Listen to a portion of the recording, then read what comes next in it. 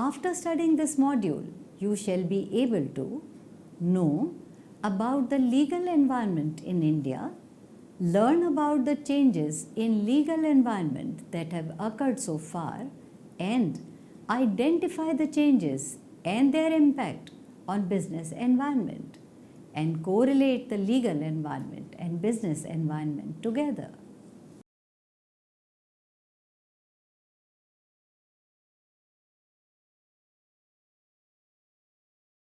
The legal dimensions mean rules and regulations which are framed for regulating the business. In every country, laws are framed to protect the interests of citizens, to provide safety and health at work, to preserve the environment and to channelize the routes of investments. The laws of any country are framed by the government that affects the business environment also. Laws of a country are like flipped coin because it may increase or curtail the business opportunities. For instance, provision of subsidies to small-scale industries helps them to compete with large-scale industries, and on the other hand, special reservation for SSIs will decrease opportunities for new entrants. Therefore, it is imperative for business to work under the limits of a legal environment of a country. Legal environment creates a boundary beyond which business cannot go. But legal environment of any country is not static. It keeps on changing according to the requirements of the business, keeping in view the welfare of its citizens. This chapter deals with the changes in the dimensions of legal environment in India. Legal environment in a country has an important role in the decision making of an organization. An organization is required to have full knowledge about the laws of the country, as unawareness is never an excuse. Non-abidance of any law may result in heavy fines, penalties, and prosecution and punishments. Therefore, an organization is required to follow all the rules and regulations created by legal environment. We shall now discuss the legal environment in India. In India, study of legal environment can be divided into two following periods: the pre-independence period and the post-independence period. Let us first learn about pre-independence period. This period was essentially marked by drain of wealth. Indian Contract Act 1872 was passed. The act was formed to promote and regulate the business, as this act clarifies formation of contract and consequences of breach of contract. Now let us discuss the post-independence period. India was marching towards economic development after 1947. Different acts were formed to regulate different sectors of the economy. Pre-independence of legal environment. Let us understand the Indian Contract Act 1872. Before independence in the British period, Indian Contract Act 1872 was passed to promote and regulate business activities. The Indian Contract Act includes all the provisions related to the formation of contract, breach of contract, and consequences of breach of contract. In the pre-independence era, Indian contract was introduced to clearly define the relationship between two parties entering into a contract. The Negotiable Instrument Act. In this era, the Negotiable Instrument Act 1881 was also introduced. In India, it was believed that instruments were used in early times also. Initially, the word hundi was used to represent The instruments of exchange. The word was derived from the Sanskrit word hund, which means to collect. Due to the existence of British rule, commercial activities were continuously increasing, and therefore it was realized that only coins were not serving the purpose. Therefore, credit instruments were introduced to perform the function of money. The Sales of Goods Act. In the Chapter 7 of Indian Contract Act 1872, the concept of sale of goods and movable were contained. But the time need for a separate act related to rules and regulations for sale of goods was realized. Therefore, Sale of Goods Act was introduced in the year 1872. The Sale of Goods Act defines the rules, penalties, and regulations related to sale of goods and movables. The Act came into force on 1st July 1930 and extends to whole of India except Jammu and Kashmir. Let us now discuss the Partnership Act 1932. The Partnership Act 1932 came into force on 1st of October 1932. Initially, this act was also a part of the Indian Contract Act, but later it became an independent act in 1932. The Partnership Act is a central act but also is administered by state governments. The act is applicable to whole of India except Jammu and Kashmir.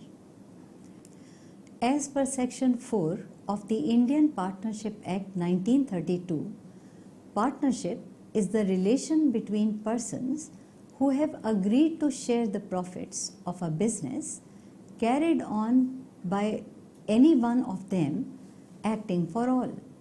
Under partnership law, a partnership firm is not a legal entity, but only consists of individual partners for the time being.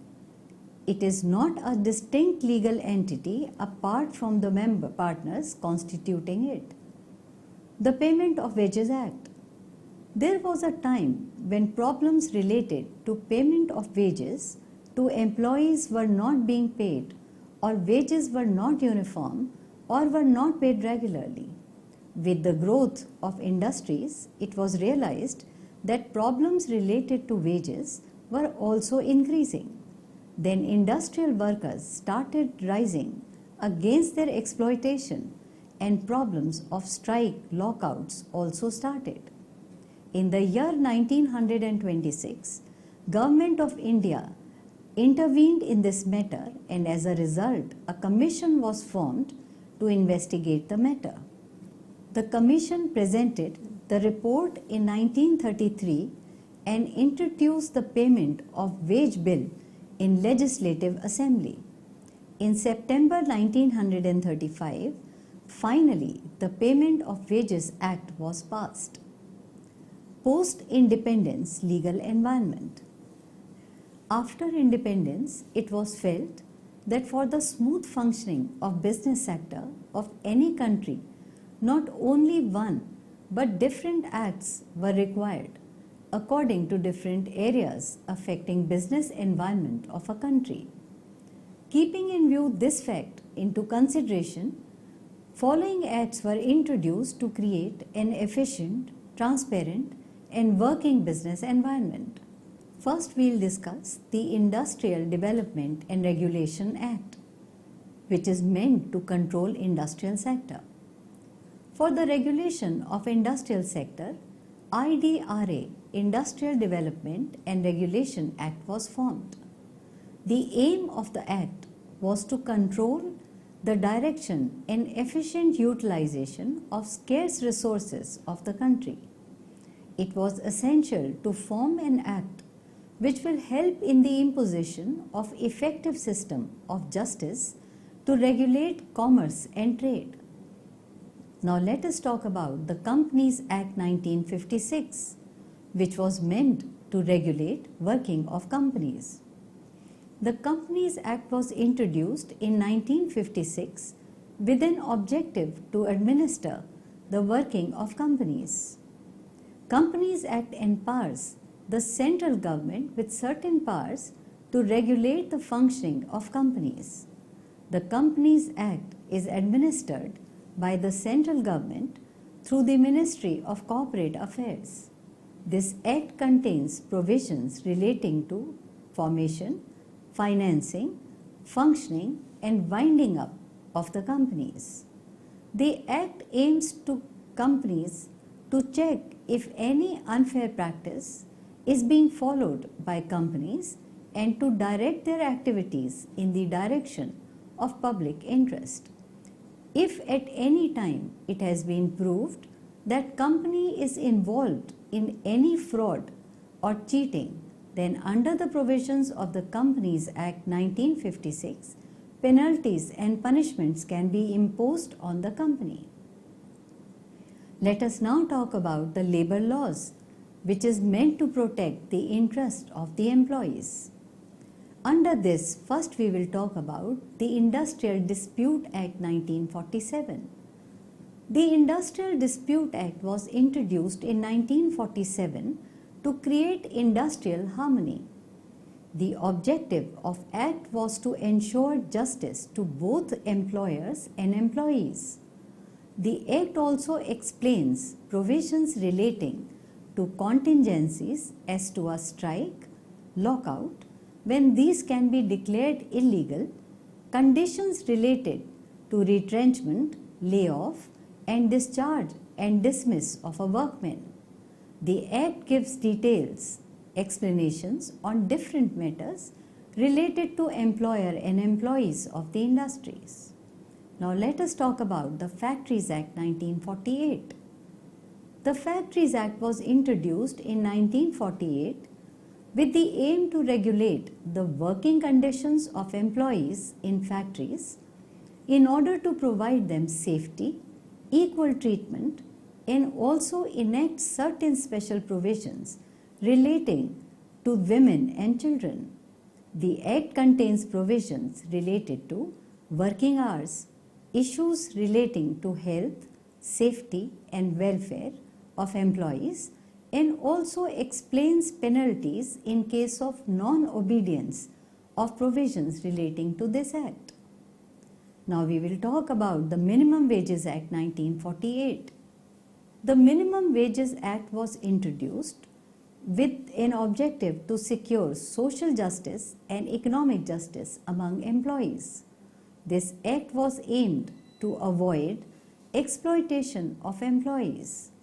Under Minimum Wages Act, it is an obligation for employers not to pay below the prescribed minimum wage to employees. This Act ensured that employees are getting at least a minimum wages, which in turn leads to equitable distribution of national income and economic development.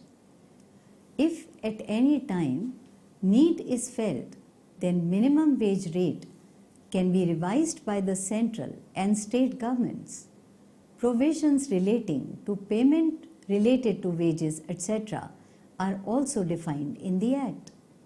Now we will talk about the Workmen Compensation Act.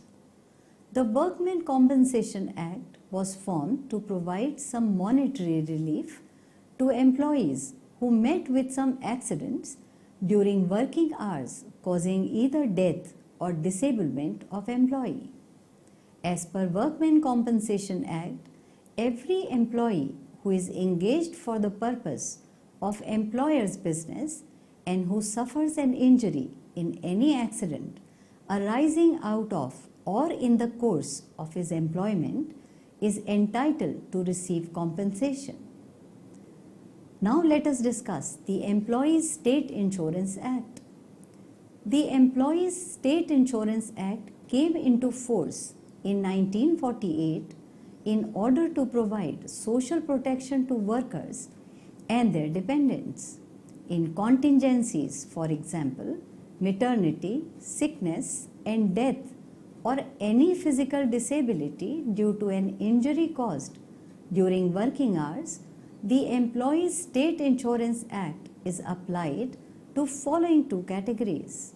Number 1, non-seasonal factories using power and employing 10 or more persons, and 2, non-seasonal and non-power using factories and establishments employing 20 or more persons. The central and state governments are empowered to extend provisions of the Act to various classes such as industries, commercial undertakings, or others. Employees covered under the ESI schemes are entitled to receive medical facilities for self and dependents. Women also get maternity benefits, and in case of death of an insured person during working hours, dependents of that person are entitled to receive pension. Let us now discuss the MRTP Act. This was meant for the control of restrictive trade practices. The Monopolies and Restrictive Trade Practices Act was introduced in the year 1969 to ensure that any business operation in the country is not leading to concentration of economic power in few hands and creating monopoly in the market. The Act was applicable into whole of India except Jammu and Kashmir. This Act aimed to control monopolies and prohibit monopolies and restrictive trade practices. Let us now talk about Securities and Exchange Board of India, that is popularly known as SEBI, which is meant to regulate capital.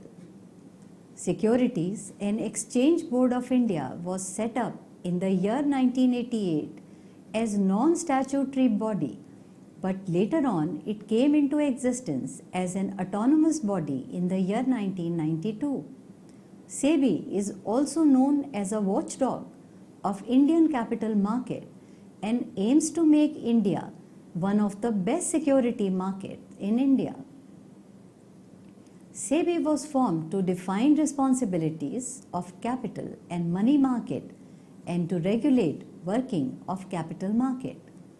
Functions of SEBI can be divided into three categories, that are legislative, judicial, and executive. As per legislative requirements, SEBI is required to draft rules, conduct inquiries. According to executive function, SEBI can pass the rules and has the power to order in its judicial capacity. The broad objective of SEBI can be as follows: to protect the interest of investors, to promote development of securities market, to handle grievances of investors, to promote efficient services by brokers and other intermediaries, and to ensure fair trade practices by the issuer of securities. Let us now talk about the Consumer Protection Act 1986. Consumer has a very important place in the market. Whole market revolves around the consumer, as only those goods are produced by producer that satisfy the needs, taste, and preferences of consumers. Though consumer is considered as the king of the market, still consumer is one who normally gets exploited by businessmen in different forms such as high price of commodity, low quality, etc. The reason behind exploitation was unawareness of the consumer and their scattered population. With the passage of time, a need for well-informed and well-organized consumers was felt to stand against sellers in the market.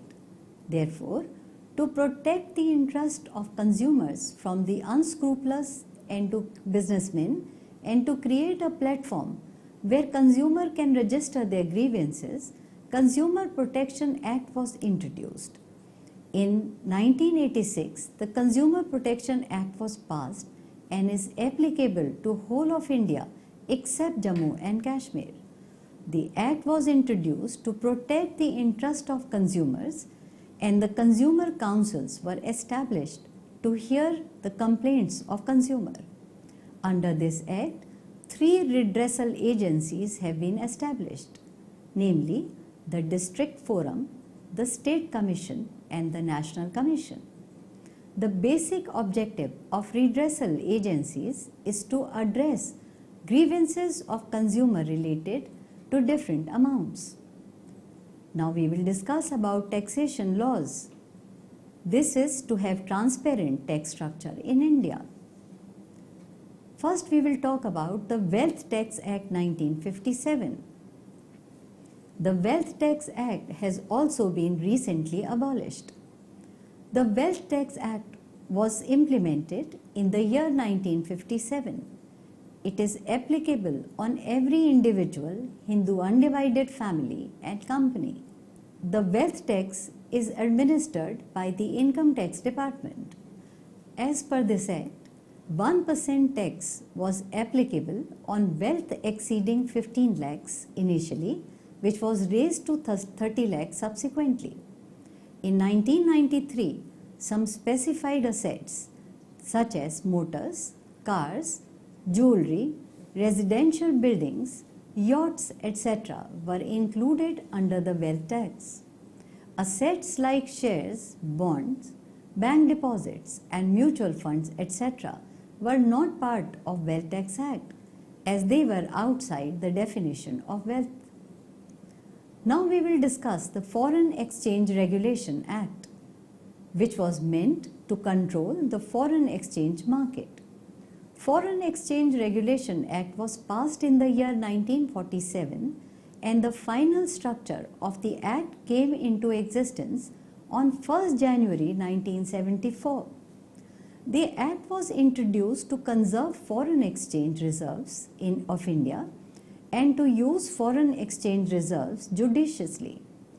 FERA was implemented to regulate and control payments in foreign exchange. The Act regulated all dealings in foreign exchange, directly or indirectly affecting the amount of foreign exchange reserves, regulate import and export to control foreign exchange, and also to promote efficient utilization of foreign exchange to accelerate economic development of the country. This Act has also been abolished. Let us now discuss the changes and amendments in the Act. The amendments in the Acts were introduced as follows. Amendments in Companies Act 1956. Different amendments in the Companies Act were introduced in the year 1960, 1968, 1970, 1977, 1993 and 1997. Some of the important amendments are listed below. Let us discuss the amendments passed in the year 1977. Central government was authorized to grant exemption to companies from the operation of Section 58A, which otherwise restricted companies to accept deposits from public. It empowered companies to donate up to 5,000 for employees' welfare purposes, and empowered CLB, that is Company Law Board, to enforce its order like court of law. Now let us discuss the amendments of 1997. It permits the company to raise money through new instruments. A person could be director of 15 instead of 20 companies. CLB was replaced by Company Law Tribunal. It provided penalties and punishments for contravention of provisions for better compliance. It simplified provisions of winding up of companies. And companies were empowered to purchase their own shares. Amendments in SEBI. Following amendments have been introduced in SEBI Act across different years. Let us discuss the amendments in Securities Exchange Board of India in the year 1995. SEBI was empowered with regulatory power over corporates in the matter of securities and other related matters. In the year 1999, derivatives and other instruments of collective investment schemes were included under the definition of securities, and RBI was enabled to regulate the transactions in government securities and other related instruments specified by the government. In the year 2002, Serious Fraud Office (SFO) was formed to provide more power to punish all the offenders. SFO can exercise its powers through search and seize books, register and documents of intermediaries of any other persons associated with the securities market. Fine of 25 crores was imposed as penalty for inside trading. Maximum number of board members increased from 6 to 9. Let us now discuss the amendments in the year 2013. The amendment widened the area for eligible candidates for the post of presiding officers at the Securities Appellate Tribunal, that is SAT. The bill also extended the eligibility criteria for SAT presiding officers' role and included sitting or retired judges of High Court with a minimum service of 7 years. Let us now discuss the amendment passed in the year 2014. It was rationalization of penalties. Special court for offense was established. India has seen a lot of changes in the legal environment in the last 6 decades. It is necessary for business to understand that any change in the legal environment may affect business positively or negatively. Business should always be prepared to face the challenges and utilize the opportunities created by the changes in dimensions of legal environment. Changes in any law may increase in available opportunities. Therefore, business firms should analyze the environment and use it for the better developed and prosper business. On the other hand, some changes in legal environment may hamper the growth of business also. It is beneficial for every firm to be aware in advance about the possible changes in legal environment, analyze its impact on business, and also be prepared with strategy to face the same. If any firm fails to do so, the same and is not able to respond to the changes, then in the long run businesses may face downfall. The legal environment of all countries is always dynamic, and as the government has to amend the rules and regulations from time to time according to changes that may have occurred in the national and international scenario.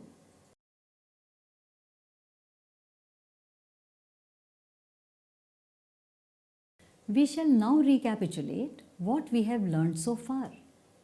The legal dimensions mean rules and regulations which are framed for regulating the business.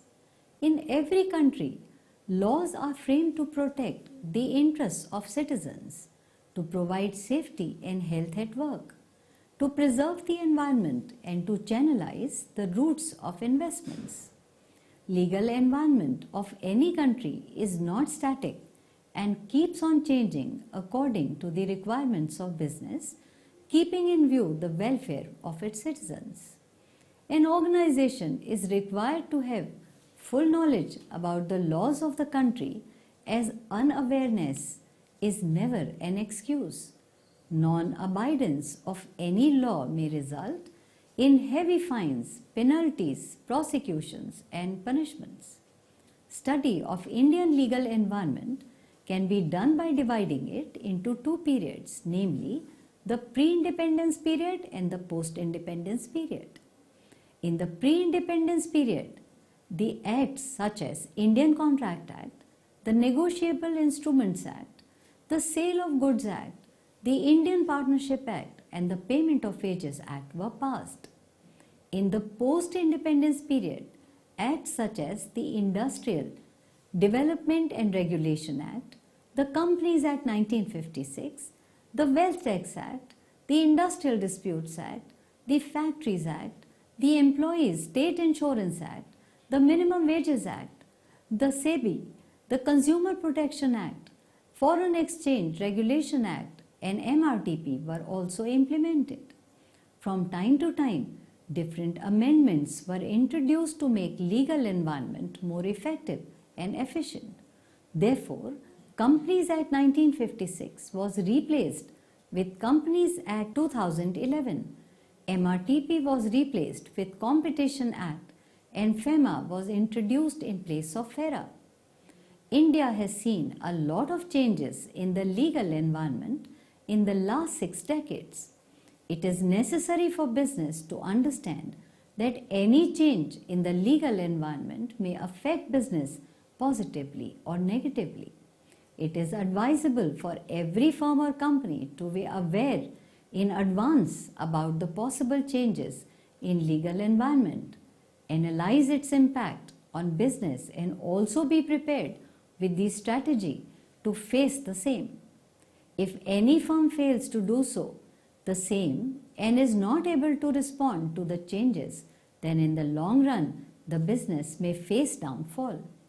The legal environment of all countries is always dynamic, and as the government has to amend the rules and regulations from time to time to suit the needs and according to changes that may have occurred in the national and international scenario.